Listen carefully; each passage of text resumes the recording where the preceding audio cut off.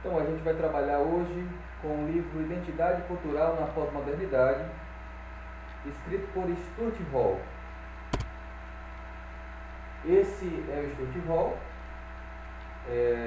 um escritor, sociólogo jamaicano negro que viveu toda a sua carreira de sociólogo na Inglaterra, né? Então, desenvolveu toda a sua trajetória como sociólogo na Inglaterra e justamente por ser jamaicano, por ter nascido em Kingston, na Jamaica, em 1932, ele pôde, enquanto estrangeiro, olhar com estranhamento para as questões da identidade nacional de Londres. Então, assim, é muito interessante perceber como isso se relaciona com a própria trajetória do Stuart Hall, né? Como ele coloca as questões sobre a identidade a partir do seu lugar de sujeito desterritorializado, de sujeito estrangeiro na metrópole. Então ele falece no ano de 2014, no ano passado, em Londres, na Inglaterra. Esta é Catherine Hall, sua companheira, ela era feminista e historiadora. Então isso explica, de certa forma, o tema do feminismo como um tema importante na discussão que ele faz sobre a identidade, presente inclusive nessa obra, e ele escreve o livro em questão estimulado pelas reflexões acerca da pós-modernidade. É bom lembrar que o tema da pós-modernidade chega com força para as ciências sociais em 1979, na obra de Lyotard, e nesse momento esse tema está gerando muitas questões, muitas perguntas. Então, quando o Hall escreve o livro em 92, ele tem que lidar com as questões acerca da globalização, dos mercados das culturas, acerca da integração proporcionada pelas novas formas de tecnologia e o descentramento e a distância, a ruptura com a tradição que tudo isso provoca. Ele começa com uma pergunta fundamental e é uma pergunta oriunda desse sentimento de pós-modernidade, dessas reflexões da pós-modernidade. A pergunta é: a identidade está em crise? Então a gente pode desdobrar essa pergunta em algumas outras, tá? Então vamos lá. A maneira como as pessoas vivenciam a identidade está em crise? Aquela identidade que era vivenciada de maneira mais estável, você não tinha tantas incertezas sobre o que você seria, né? No passado, ela passa a ser vivenciada de maneira mais turbulenta, mais perturbadora, né? A dúvida passa a ser uma referência maior para as identidades. O conceito de identidade está em crise, quer dizer, o conceito que nós comumente utilizamos para pensar no fenômeno da identidade, ele passa a não dar conta desse processo. A própria noção do sujeito como portador de uma identidade estável e unificadora está em crise, né? Existem várias noções de sujeito e de identidade que vão ser produzidas ao longo da história, e uma delas é a noção do sujeito iluminista, né? Do sujeito iluminista como portador de uma identidade estável e unificadora, como portador de uma determinada essência. Quer dizer, essa noção ela passa a estar em crise também. E as identidades mestras, aquelas grandes identidades que unificavam as pessoas em torno de determinado projeto, como as identidades de nação e de classe social, e as identidades inventadas pela tradição, ou seja, voltadas para a preservação de um passado, essas identidades elas passam a estar em crise também. Então, essas são algumas perguntas com as quais Hall vai lidar durante o livro. Então, para lidar com essas perguntas, ele faz um determinado percurso histórico, passeando por pelo menos 3 noções de sujeito produzidas ao longo da história. Veja que ele faz um recorte que vai do sujeito do iluminismo até a chamada modernidade tardia ou pós-modernidade. Então, o primeiro sujeito que ele discute é o sujeito do iluminismo, enquanto um sujeito pautado na razão, pautado no controle racional das suas ações e da história, e um sujeito que é compreendido como portador de uma essência. Esse sujeito ele pode ser relacionado com uma máxima de Descartes: penso, logo existo. Há uma ligação aí estreita entre razão e existência, né? Esse sujeito aí que se entendia como autodeterminado, em contraposição com a compreensão ou com a não compreensão do sujeito que existia no feudalismo, já que o sujeito era tido no feudalismo como uma determinação de forças exteriores, principalmente da força da divindade, né, da força de Deus. A gente segue no percurso histórico, passando pelo sujeito sociológico, produzido a partir da compreensão da sociologia norte-americana, em especial da escola de Chicago, do interacionismo simbólico produzido na escola de Chicago, nos Estados Unidos, como um sujeito que ainda tem uma essência, mas que é transformado pela interação social, ou seja, um sujeito que produz o mundo e é produzido pelo mundo, e isso acontece através da interação social. E a gente chega a ter uma terceira concepção de sujeito, como um sujeito deslocado, um sujeito descentrado, um sujeito sem certezas, um sujeito, de certa forma, perplexo diante de uma variedade de referências. Então, esse é o terceiro sujeito, o sujeito pós-moderno, o sujeito, inclusive, que vai balizar a compreensão de identidade que Stuart Hall está produzindo nesse texto.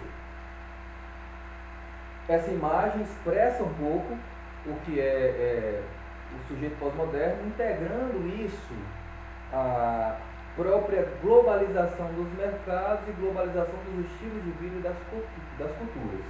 É bom entender o quanto Hall ele relaciona a modernidade tardia ao efeito do processo de globalização, que inclusive é previsto por Marx e Engels no Manifesto do Partido Comunista. Agora, é claro que não com todas as nuances que vão ser identificadas pelos autores da pós-modernidade a partir da década de 80. Para discutir esse fenômeno da mudança, né, o Hall ele vai relacionar sociedades tradicionais com sociedades modernas, ou sociedades que expressam a modernidade tardia, né? Então, para as sociedades tradicionais, o passado é a referência, a estabilidade é a lógica, e os laços com os grupos sociais são mais profundos, são duradouros, são estáveis, né? Já nas sociedades modernas, essas têm como marcas a descontinuidade, o deslocamento, os laços com os grupos, inclusive com as famílias, né, são mais frouxos, são mais fluidos, as informações novas são a referência, então são sociedades pautadas no futuro e não no passado, como eram sociedades tradicionais, e a mudança é a lógica. Tá, para discutir tudo isso, trazendo um exemplo, Hall se pergunta o que está em jogo na questão das identidades, e ele vai mostrar como as identidades começam a ser elementos da política, né? Então a política começa a lidar com as identidades como a via estratégica para a produção de legitimidade. E aí ele vai discutir o caso do juiz, da indicação do juiz conservador Clarence Thomas para a Suprema Corte Americana em 1991. Eu vou ler um trecho do texto que está na página 18. Então, em 1991, o então presidente americano Bush, ansioso por restaurar uma maioria conservadora na Suprema Corte Americana, encaminhou uma indicação de Clarence Thomas, um juiz negro de visões políticas conservadoras. No julgamento de Bush, os eleitores brancos, que podiam ter preconceitos em relação a um juiz negro, provavelmente apoiaram Thomas porque ele era conservador em termos de legislação, de igualdade de direitos. E os eleitores negros, que apoiam políticas liberais em questão de raça, apoiariam Thomas porque ele era negro. Em síntese, o presidente estava jogando o jogo das identidades. Durante as audiências, em torno da indicação no Senado, o juiz Thomas foi acusado de assédio sexual por uma mulher negra, Anita Hill, ex-colega de Thomas. As audiências causaram um escândalo público e polarizaram a sociedade americana. Aqui entra, na página 19,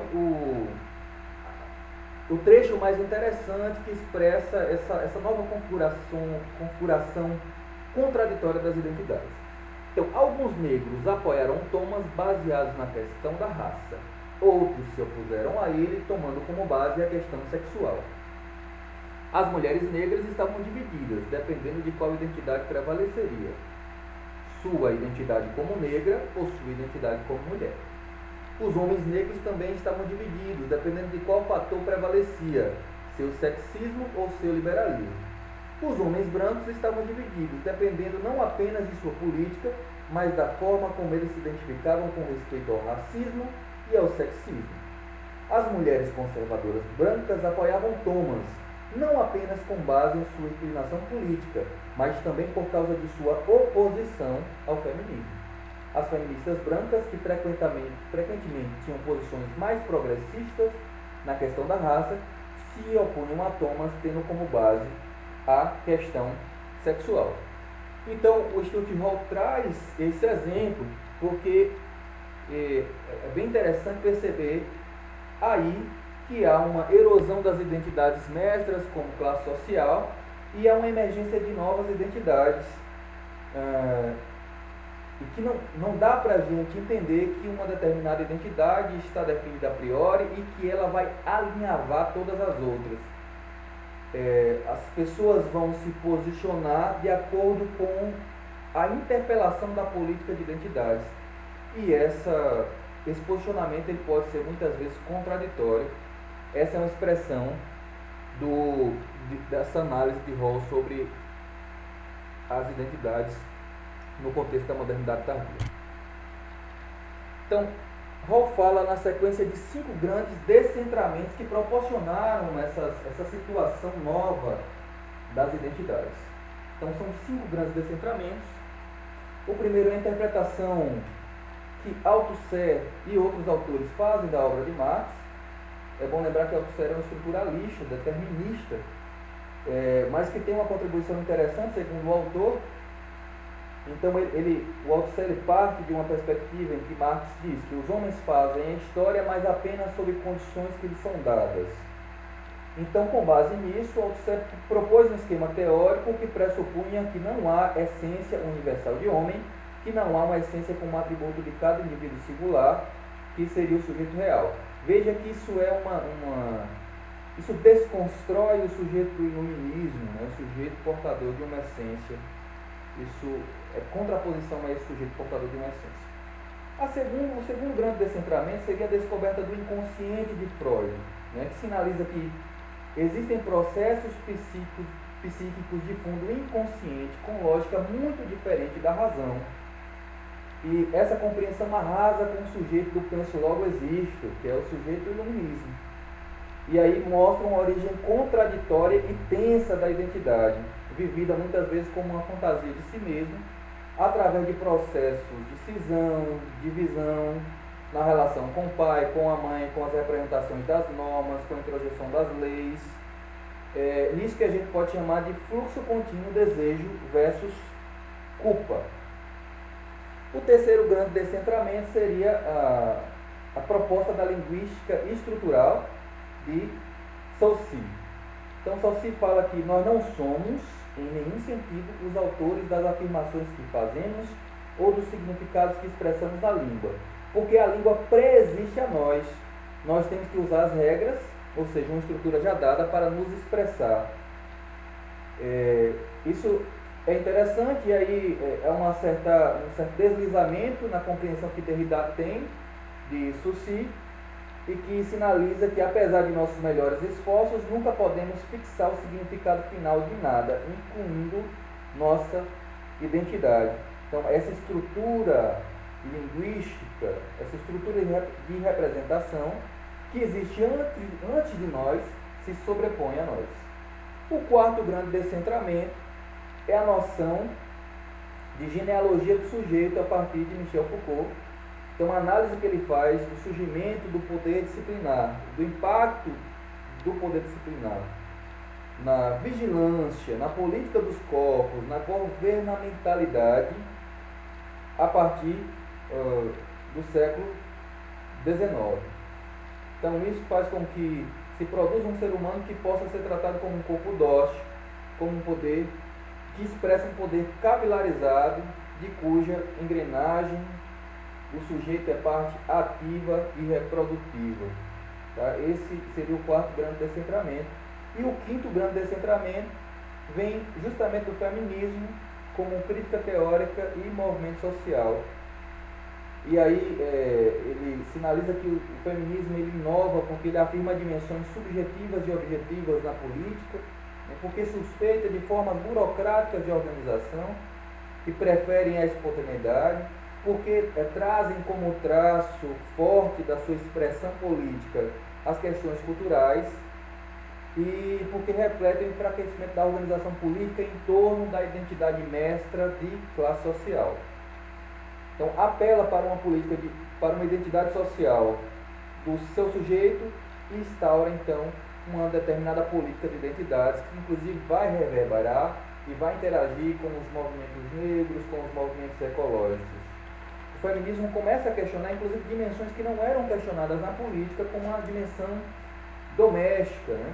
E sinaliza que o pessoal é político, o que promove um descentramento. Percebam que esses descentramentos são do sujeito do iluminismo, então a descoberta do inconsciente a propor que existe uma outra dimensão que funciona numa lógica diferente da razão, descentra o sujeito do iluminismo, a interpretação althusserliana de Marx, que contrapõe-se à ideia de essência, descentra o sujeito do iluminismo, a linguística estrutural de Saussure, ao falar de uma estrutura que existe, que pré-existe a nós e que determina as representações descentra o sujeito do iluminismo, e a genealogia do sujeito de Foucault, feminismo, começam a descentrar essas identidades mestras que são repercussões do iluminismo, como é a identidade de classe social. No outro capítulo, na sequência, Rawls vai discutir sobre as culturas nacionais como comunidades imaginadas. Eu já tinha sinalizado antes o quanto essa discussão ela também é proporcionada pela própria trajetória de Foucault, um estrangeiro vivendo sua trajetória acadêmica profissional em Londres.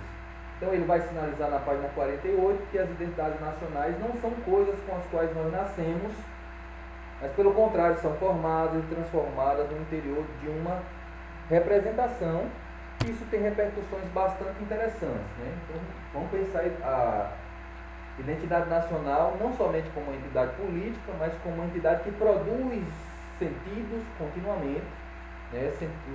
No sentido de tensionar uma certa coesão nacional, um certo orgulho nacional. Então a cultura nacional é um discurso e assim faz parte de uma certa narrativa de nação, uma certa história que é contada para enaltecer determinados adjetivos à nação e aos componentes da nação, e aí nesse sentido há uma certa invenção da tradição, certo? Inclusive Hobsbawm vai sinalizar que muitas coisas que são colocadas como tradicionais, no sentido de que são muito antigas, na verdade são invenções bem mais contemporâneas e que são revestidas dessa origem mítica para dar a ideia de que fazem parte da essência da nação. E aí isso remete inclusive ao mito fundacional, a história que localiza a origem da nação, do povo, do caráter da nação, né, de determinadas características daquele povo, como bravio, como forte, como vigoroso, como resistente, como combativo, que são características produzidas e representadas ao longo de uma história e que remetem a esse mito de fundação das nações. E aí, só pensando em nossa terra, né, tem o poema lá do Gonçalves Dias, Minha Terra Tem Palmeiras, Onde Canta o Sabiá, e vamos pensar nesse universo de representações que produzem o que é ser brasileiro, e que produziram ao longo da história o que é ser brasileiro. Nós somos o quê? O país do samba, do futebol, da alegria, da festa, do jeitinho. Nós temos uma família tradicional de origem. Nós nascemos da descoberta portuguesa, nós nascemos de um grito às margens do Ipiranga, né, daquela manifestação de poder de um estrangeiro que diz, olha, aqui nós vamos produzir a nossa independência agora porque o povo brasileiro é um povo bravo, um povo combativo. Então todas essas histórias são produzidas para dar uma certa ideia de identidade nacional, para contribuir com o esquema simbólico de identidade nacional. Agora, essas ideias estão em disputa o tempo inteiro. A história da nação está em disputa e se expressa, por exemplo, na própria noção sobre o golpe militar de 1964. Uma parte dos historiadores conservadores, uma parte das instituições, como é a instituição militar, em nossa sociedade, contam uma história como se aquilo fosse um contragolpe ou uma revolução, né? Uma revolução que não permitiu que a ameaça vermelha do comunismo chegasse ao Brasil. E outra parte dos livros de história mais críticos contam a história como um golpe militar, inclusive marcado pela violência que teve. Vamos lá. O Hall vai discutir essas identidades de nação sendo deslocadas e a repercussão que a globalização tem sobre essas identidades. Ele parte de um conceito de globalização que é o conceito de Anthony McBride, que é: globalização se refere àqueles processos atuantes em escala global que atravessam fronteiras nacionais, integrando e conectando, é bom prestar atenção nisso, né? Integrando e conectando comunidades e organizações em novas combinações de espaço-tempo, tornando o mundo em realidade uma experiência mais interconectada. Vamos prestar atenção principalmente na noção de combinações de espaço-tempo. Por quê? Tempo e espaço, a gente está vendo nessa coluna do meio, tempo e espaço também são as coordenadas básicas para qualquer representação, inclusive para as representações de identidades. É só a gente pensar que, quando nós narramos a nossa história, nós nos definimos num tempo e num espaço e fazemos isso para defender determinada representação de nós, assim como acontece com a história de uma nação, com a história de um grupo social. Então, no que diz respeito à compressão espaço-tempo, né, que tinha sinalizado anteriormente, hoje o Instituto Hall sinaliza que nós sentimos que o mundo é menor, que alguns eventos localizados têm impactos em outras partes do globo, como foi o caso, por exemplo, dos movimentos revolucionários da Primavera Árabe, que tiveram repercussões, inclusive porque utilizaram as novas tecnologias, tiveram repercussões em outras partes do globo, né? Instaurando e estimulando novos movimentos sociais. Então, outra questão que ele fala, no que diz respeito à compressão espaço-tempo, é a relação entre lugar e espaço. Os lugares permanecem fixos, é onde a gente cria raiz. Porque, claro, nós não podemos estar em vários lugares ao mesmo tempo. E a distância geográfica ainda é grande, por mais que a gente utilize meios de transporte rápidos como o avião. Mas o espaço pode ser cruzado com um piscar de olhos. Isso foi proporcionado pelos meios de comunicação e Hall, em 1992, nem imaginava a repercussão de meios como as redes sociais, como o Facebook, por exemplo. E aí a gente, para pensar na compressão espaço-tempo, vamos pensar em um fenômeno muito recente, que foi a campanha proposta pelo criador do Facebook, né, em defesa ou em homenagem à regulamentação do casamento entre pessoas do mesmo sexo nos Estados Unidos, e que proporcionou uma manifestação global em defesa dos direitos LGBT. Então as pessoas mudaram as fotos do perfil e isso teve um impacto global. Então você percebe claramente a compressão espaço-tempo, uma coisa que aconteceu em outro espaço e rapidamente se alastra por várias regiões do globo, unificando as pessoas em torno de determinadas causas. Por mais que essa unificação ela seja uma unificação, isso também é repercussão da experiência da modernidade tardia, da pós-modernidade, uma unificação, identificação provisória e fluida. Então, Hall vai analisar na sequência 3 possíveis consequências da globalização. Ele vai dizer, olha, é possível, os autores têm sinalizado isso, é possível que a globalização ela repercuta na homogeneização. Então, as identidades nacionais começam a se desintegrar como resultado do crescimento da homogeneização cultural. Ou seja, vão ficar cada vez mais parecidos, vamos ficar cada vez mais semelhantes culturalmente. Outra repercussão seria a resistência de algumas identidades. Então, em função da globalização, da homogeneização, algumas identidades locais ou nacionais se fecham e reafirmam suas tradições intergrupais no sentido de se defender da globalização. Uma outra repercussão seria a criação de novas identidades híbridas, misturadas com outro perfil, multireferenciais, em virtude do declínio dessas identidades tradicionais, como é o caso da identidade nacional.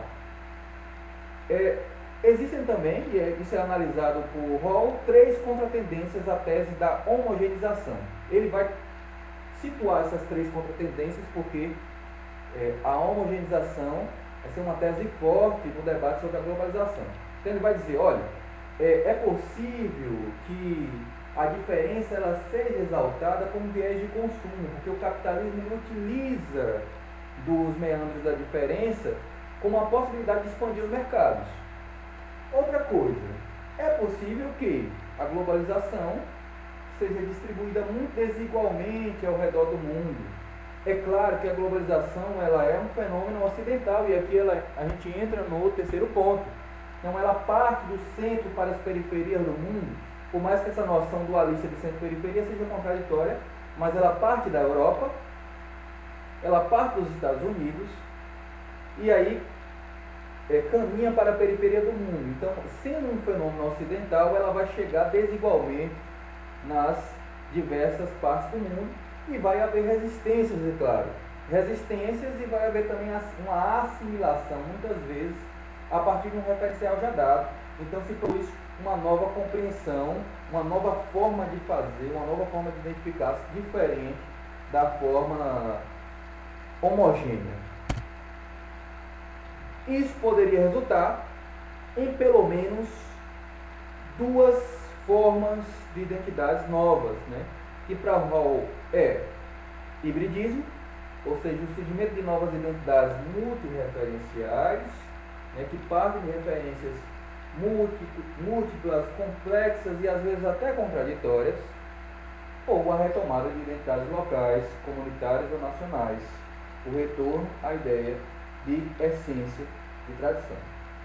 Hall defende, ele cita Bauman para isso, que esse segundo ponto é a origem de todos os fundamentalismos. E talvez isso pode lançar luz aos fenômenos que estão acontecendo atualmente no Brasil, que é esse retorno a um discurso sobre a tradição, o retorno a um discurso sobre o país, e essa nova onda de nacionalismo, inclusive de fascismos, que a gente tem enfrentado. Então, gente, é isso, né, o que eu tenho a dizer sobre o texto de Stuart Hall. Claro que ficam várias coisas para serem exploradas. Espero que vocês tenham entendido bem e espero ter ajudado. Obrigado.